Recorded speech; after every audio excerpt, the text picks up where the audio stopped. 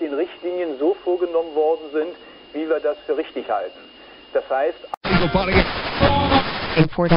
All that.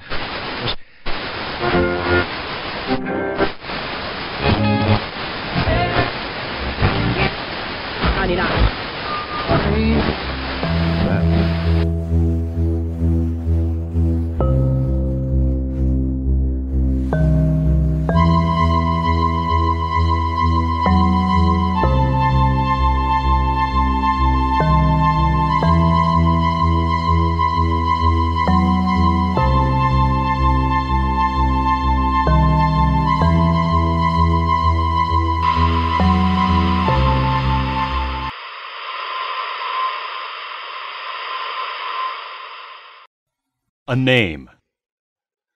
Dana Grossman of 52 Fork Road raised a crooked finger to the phone book and touched a name with her long, jagged black fingernail.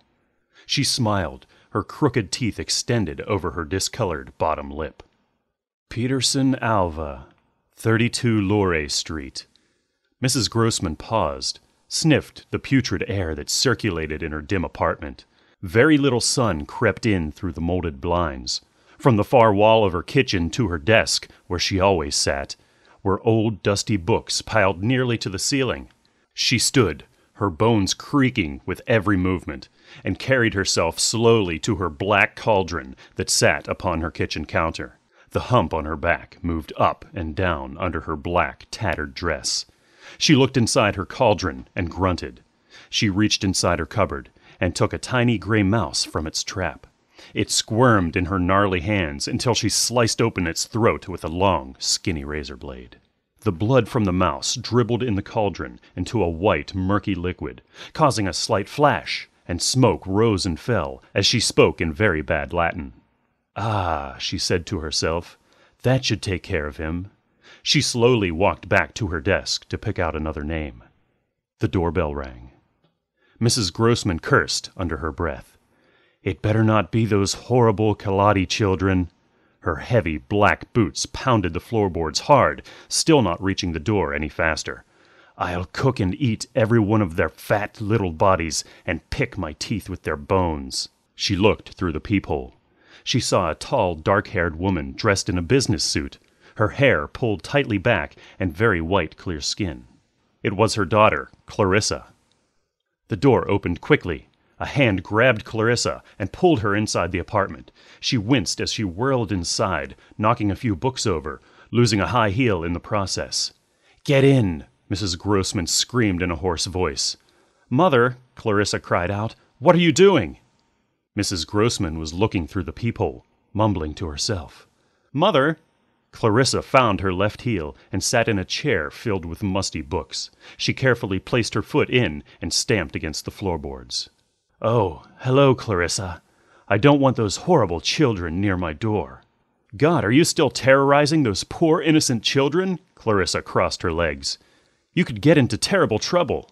"Those are not good, kindly children who help the elderly across the road."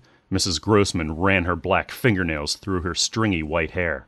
"I'm telling you, Clarissa, those are little demon spawns." "Then they would be right at home with you."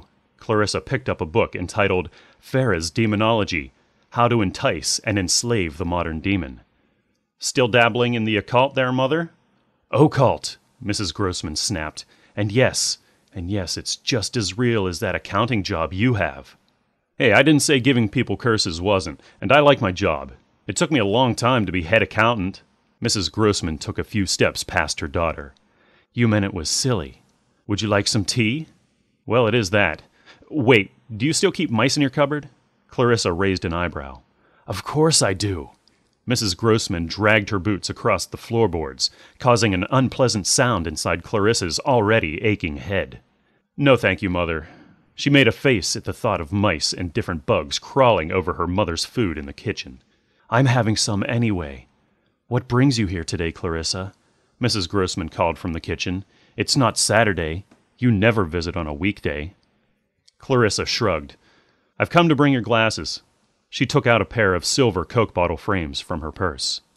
Mrs. Grossman returned to the living room, knocking over a stack of books. In her hands was a cup of black, murky tea, as thick as mud. "There's nothing wrong with my eyes," she sulked, her upper lip curled up. "My eyes are terrible, Mother, and you know it. Last month, Dr. Sheridan told you your eyesight was one of the reasons for your fall. That's why I brought you these." Clarissa stood and bounced toward her mother's desk, placed them on a phone book. Clarissa's face fell. "Oh, no." She quickly turned to Mrs. Grossman. "You're using Aunt Della's phone book again, are you?" "Look, Clarissa, don't give me any speeches." Mrs. Grossman looked troubled. More wrinkles crossed her brow. "Mother, I found you hovering in a dark corner without your clothes on last year, blubbering about that book trying to kill you. I thought I burned it." "You can't destroy it," Mrs. Grossman giggled, slightly off a note. I know. Clarissa threw her arms up. "Once you use the book, you have to keep doing its bidding. I guess I never should have taken it at her wake 35 years ago. But I was so eaten up with getting revenge on your father. He ruined us, took all the money he made with the syrup company, left us for that woman." "Yes, Mother, it happened, and we made it out okay. You raised me perfectly, with the exception of mistrust of men." "Mother?" Clarissa lowered her perfectly drawn eyebrows, puzzled. "Yes," Mrs. Grossman barely took herself from the thoughts of yesteryear. "You copied this name from the phone book?" Clarissa picked up a yellow notepad. She showed it to her mother. "Yeah, so what?" "The name you wrote down is not Alva Peterson, but Alan Pratterson of 42 Shore Street. God, Mother, use the damn glasses if you're going to do this stupid curse thing." Clarissa slammed the notepad back on the desk and picked up her purse. "Where are you going?" Mrs. Grossman whined. "I'm late getting back to work. I only came on my lunch." She rushed to the door, opened it.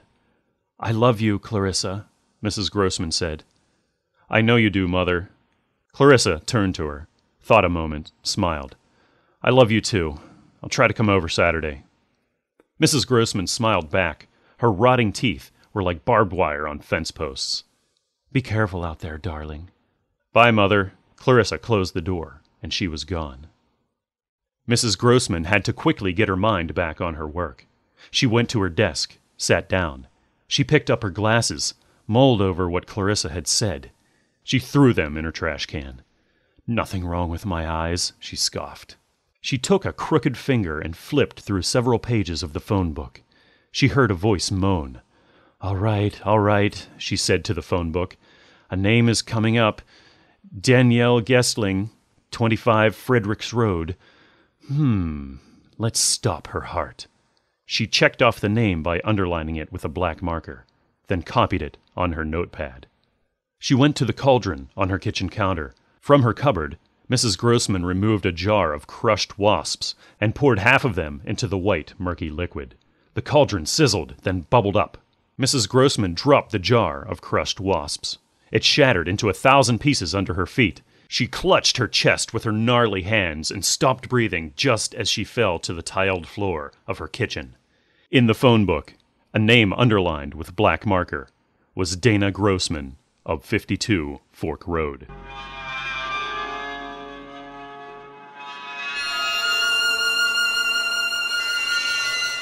Possession of Angela Bradshaw. From Touch of Nutmeg and More Unlikely Stories by John Collier. There was a young woman, the daughter of a retired colonel, resident in one of London's most select suburbs, and engaged to be married to Mr. Angus Fairfax, a solicitor who made more money every year. The name of this young woman was Angela Bradshaw. She wore a green suede cardigan and had an Aberdeen Terrier, and when open-toed shoes were in fashion, she wore open-toed shoes. Angus Fairfax was as ordinary as herself, and pleasant and ordinary were all the circumstances of their days. Nevertheless, one day in September, this young woman developed symptoms of a most distressing malady. She put a match to the curtains of the drawing room, and kicked, bit, and swore like a trooper when restrained. Everyone thought she had lost her reason, and no one was more distressed than her fiancé. A celebrated alienist was called in. He found her in a collected frame of mind. He made a number of little tests, such as are usual in these examinations, and could find none of the usual symptoms of dementia. When he had done, however, she burst into a peal of coarse laughter, and, calling him a damned old fool, she reminded him of 1 or 2 points he had overlooked. Now, these points were extremely abstruse ones, and most unlikely to be known to a young girl who had never studied psychoanalysis or life or anything of that sort. The alienist was greatly shocked and surprised, but he was forced to admit that while such knowledge was most abnormal, and while the term she had applied to him was indicative of the extreme of folly, he did not feel that she could be certified on these grounds alone. "But cannot she be certified for setting fire to my curtains?" asked her mother. "Not unless I find symptoms of insanity," said the specialist. "You can, of course, charge her with arson." "What? And have her go to prison?" cried her mother. "Think of the disgrace." "I could undertake her defense free of charge, and doubtless get her off with a caution," said Mr. Fairfax. "There would still be the newspapers," said the colonel, shaking his head. "At the same time, it seems extraordinary that nothing can be done about it." Saying this, he gave the eminent alienist his check and a look. The alienist shrugged his shoulders and departed. Angela immediately put her feet on the table. Her legs were extremely well turned, and recited a string of doggerel verses, celebrating the occasion in great detail and casting scorn on her parents and her fiancé. These verses were very scurrilous, or I would reproduce them here. During the next few days she played some other tricks, all of them troublesome and undignified. Above all, she rhymed away like the principal boy in a panto. A whole string of doctors was called in.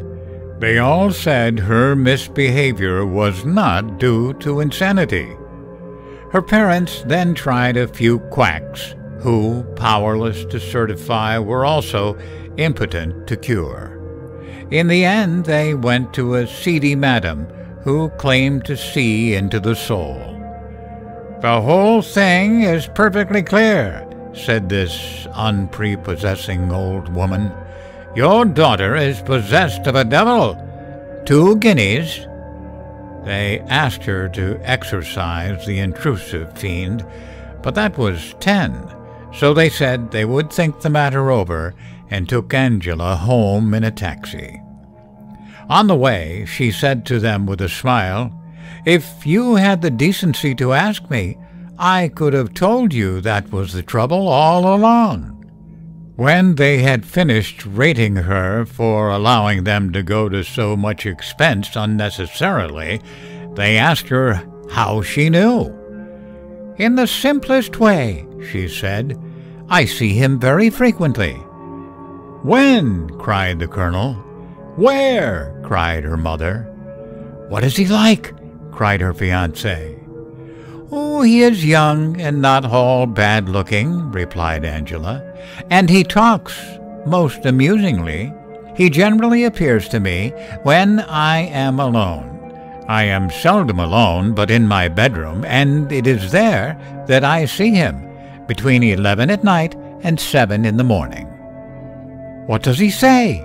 cried her father, grasping his malacca. "Is he black?" cried her mother. "What does he, how do you know it is not a she-devil?" cried her fiancé. "He expresses himself rather coarsely, but I believe sincerely," replied Angela.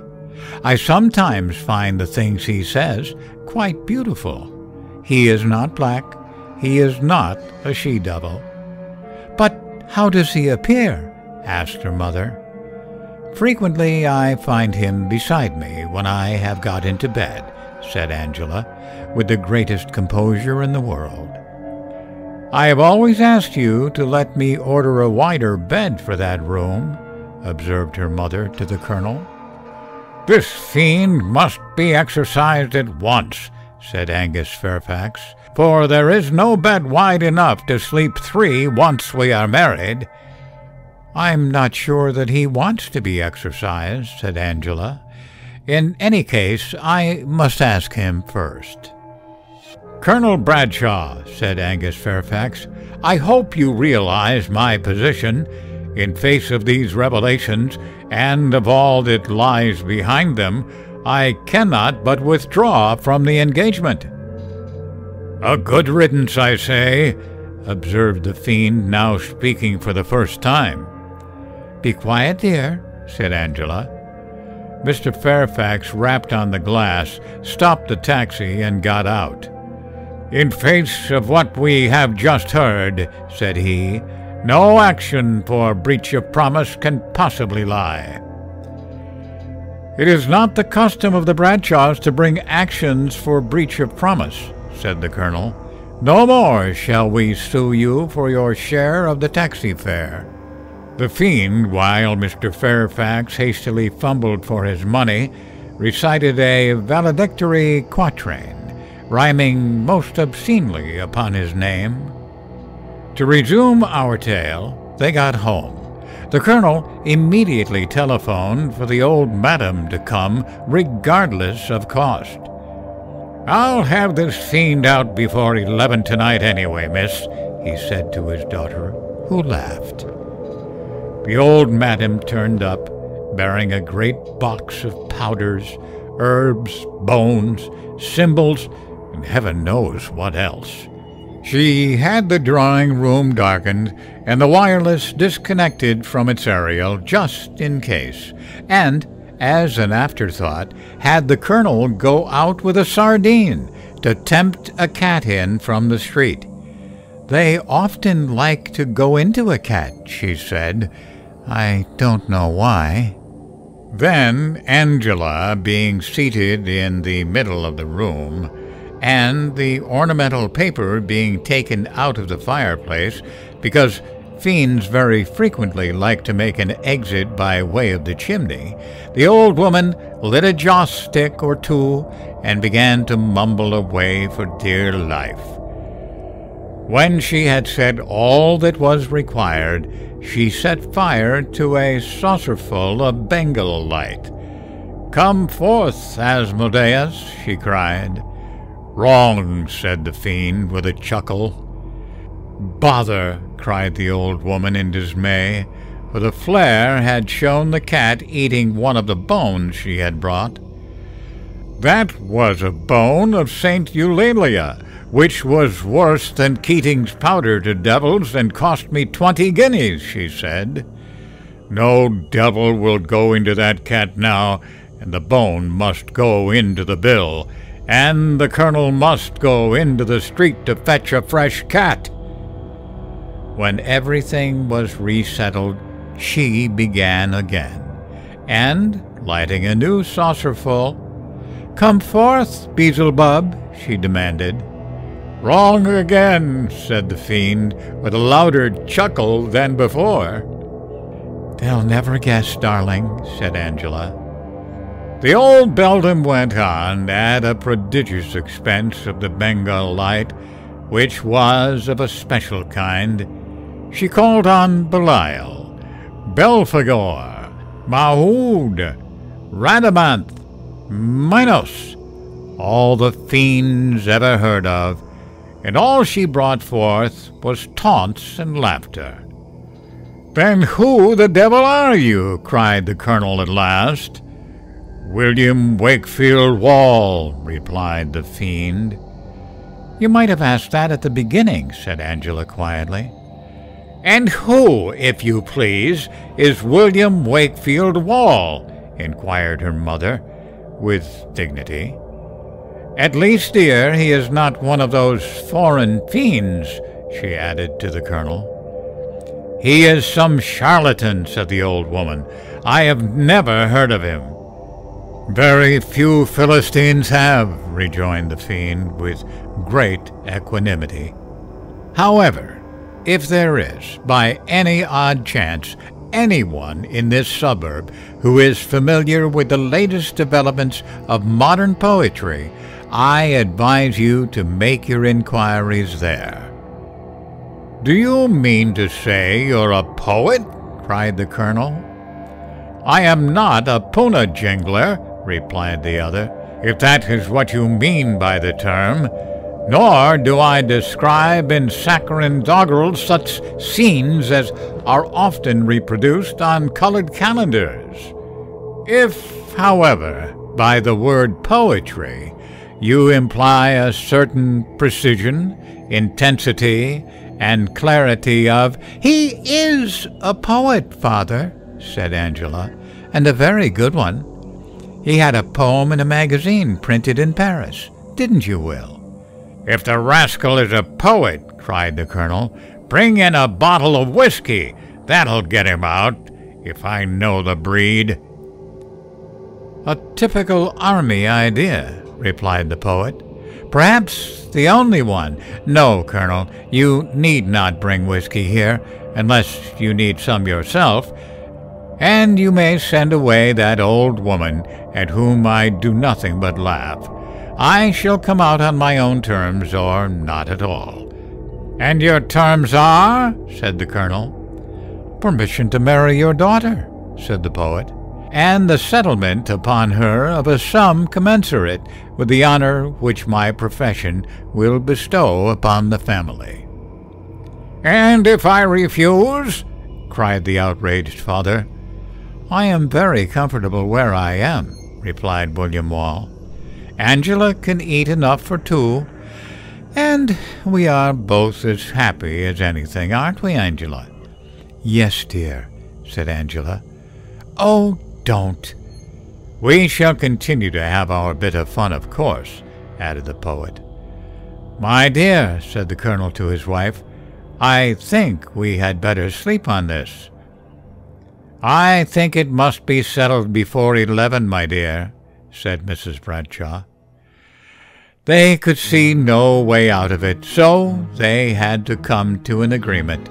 The poet at once emerged, and proved to be quite a presentable young man, although a little free in his mode of speech, and he was able to satisfy them that he came of an estimable family.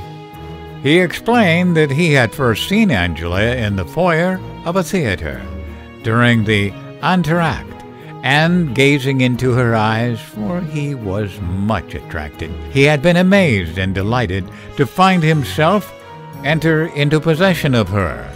He was forced to rely in the affirmative to a certain question of Mrs. Bradshaw's.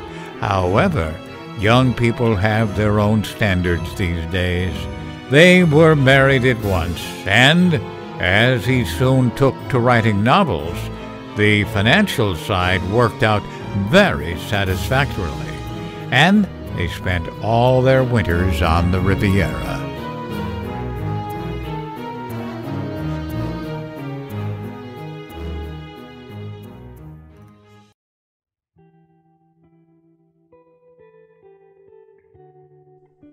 Breakup by Richard Christian Matheson. Read by Wesley Critchfield. They were in bed, curled up together like children. That was when he whispered it, and her expression quietly tore open. She asked how long he had felt this way. He gestured without detail. Guessed 2 or 3 weeks. She stared at him, wanting to know how soon he intended to break things off. "Now," he answered, a silhouette.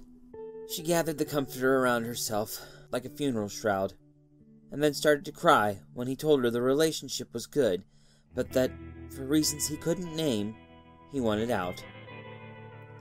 "I'll change," she offered, sitting higher, ready to negotiate. She grabbed a glass of water from her bedside with pale fingers. told him she could be more what he wanted. She would find a way. She watched for his reaction, optimism trapping her. He rose and began to dress, telling her it was too late. He needed something different, but even as he said it, in some odd sense, he didn't relate to the words. Still, he made no effort to correct the message, though it frightened him. She tried to understand and told him that if he needed time off, to take as much as he required, a weekend, a year, she would wait. He began buttoning his shirt and tying his tie. She watched as he laced his wingtips and asked if he would call. No. He wouldn't say more. "You can't do this to us!" Her eyes were wide and angry. She was an executioner, sentencing him. He pulled on his suit coat and sat beside the bed, speaking softly. "Try to understand. It's not us. It's me. People grow. They want different things. Nothing's forever." He didn't know where the ideas were coming from and felt himself in some grotesque trance. The sun struck the brass headboard, as if controlled by a catwalk technician, and lit her bloodless lips. They parted to free a sound of drowning. Assassination. "It's someone else, isn't it?" "No, I just feel different than when we met."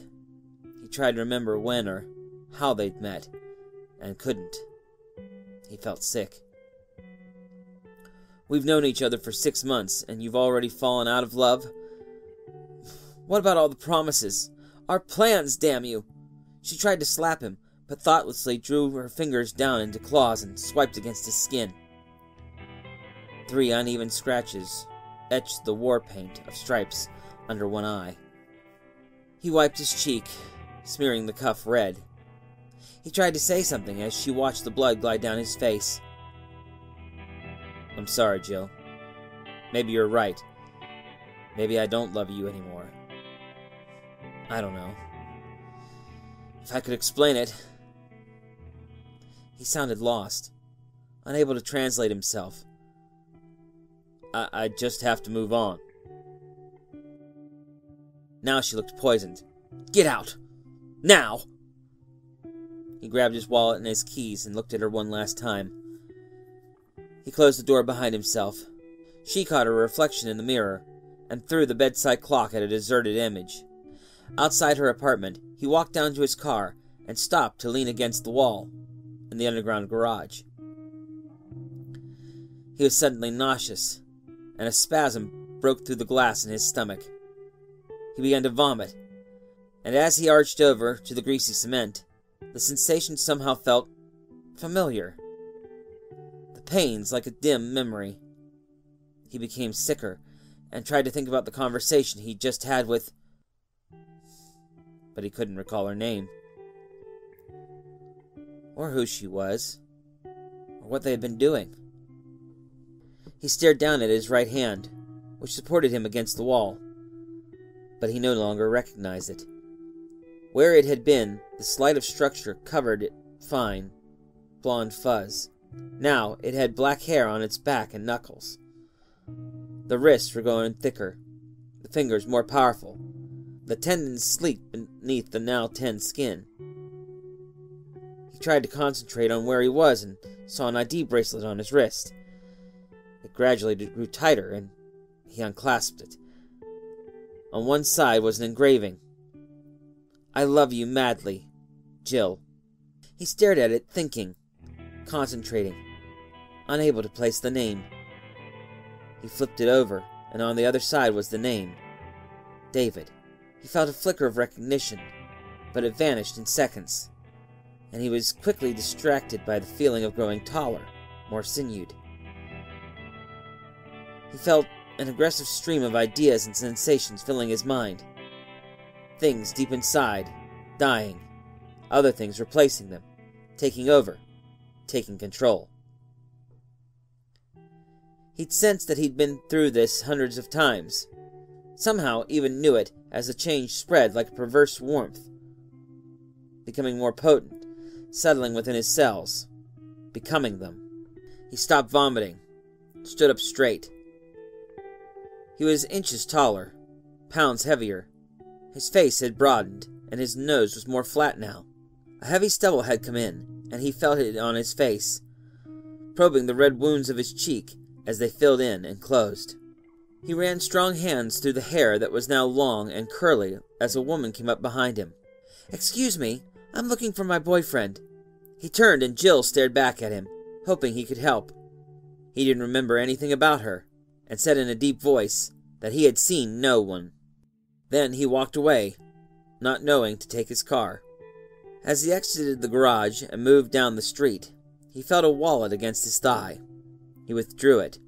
He looked at the face on the driver's license, and felt nothing as he bellowed the wallet wide and took the cash and tossed it aside. Then, feeling the morning sun on his new life, he walked on. Good for another 6 months.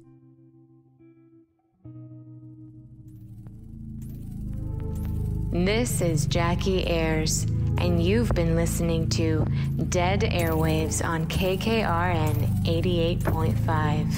Episode 8, A Name by Mark Slade.